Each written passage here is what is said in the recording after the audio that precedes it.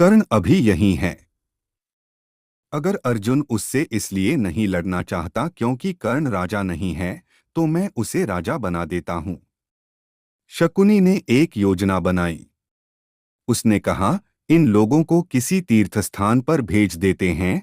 दूर देश में अंग नामक हमारा एक छोटा सा राज्य है। वहां कोई राजा नहीं है। मैं कर्ण को अंग देश का राजा बनाता हूं। उसने एक पुजारी बुलवाकर उसी जगह कर्ण का राज्याभिषेक कर दिया। यह अंगराज है, अंग का राजा। अर्जुन किसी के जन्म का बहाना लेकर नहीं बच सकता। मुझे परवाह नहीं है कि इसके पिता कौन हैं। मैं इसे अपना मित्र स्वीकार करता हूं। उसने कर्ण को गले लगाकर कहा, तुम मेरे भाई हो और अब से एक राजा।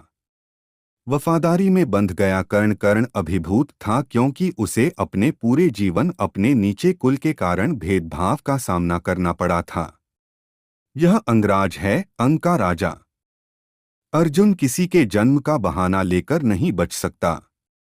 मुझे परवाह नहीं है कि इसके पिता कौन हैं। मैं इसे अपना मित्र स्वीकार करता हूं। यहाँ एक राजा का बेटा उसके लिए खड़ा हुआ, उसे गले लगाया और उसे राजा बना दिया। उसकी वफादारी ने उसे जीवन भर के लिए बांध दिया। आप देखेंगे कि यह बेवजह की वफादारी समय के साथ कई बार बहुत खतरनाक मोड़ ले लेगी। इस प्रतियोगिता के बाद कर्ण एक राजा और दुर्योधन के मित्र की तरह महल में दाखिल हुआ। अब उसके और शकुनी के साथ मिलकर कौरव पहले से कहीं ज्यादा शक्तिशाली हो गए थे। कर्ण की बुद्धिमत्ता और कौशल की मदद से वे अधिक सक्षम हो गए थे। दुर्योधन को लगा कि यह पांचों पांडवों का अंत करने का सही समय है।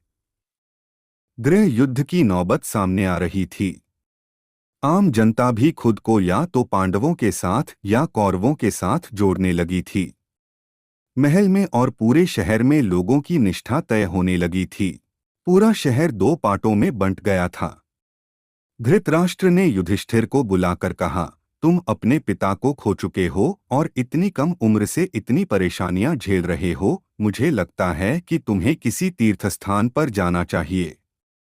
धृतराष्ट्र को लगने लगा था कि अगर स्थिति को रोका नहीं गया तो गृह युद्ध की नौबत आ जाएगी। ऐसी स्थिति में किसी एक को तो जाना ही होगा। स्वाभाविक तौर पर वे अपने बच्चों को वंचित करना नहीं चाहते थे। उन्होंने सोचा कि पांडवों को जाना चाहिए, लेकिन वे कुछ कह नहीं पा रहे थे। भीष्म पूरे हालात पर नजर रखे हुए थे, क्योंकि उनकी निष्ठा सिर्फ राज्य के साथ थी और राज्य में गृहयुद्ध की नौबत आ रही थी। यह गृहयुद्ध अभी सड़कों पर बेशक शुरू नहीं हुआ था, लेकिन हर किसी के दिल व दिमाग में जबरदस्त संघर्ष चल रहा था।